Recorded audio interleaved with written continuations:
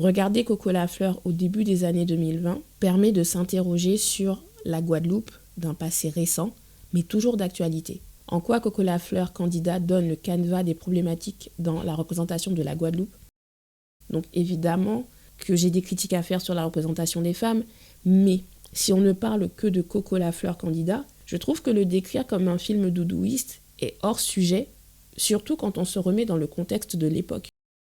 Donc en fait, sur fond de carte postale, cette séquence d'introduction tournée majoritairement en extérieur expose en 2 minutes la structure de la société guadeloupéenne.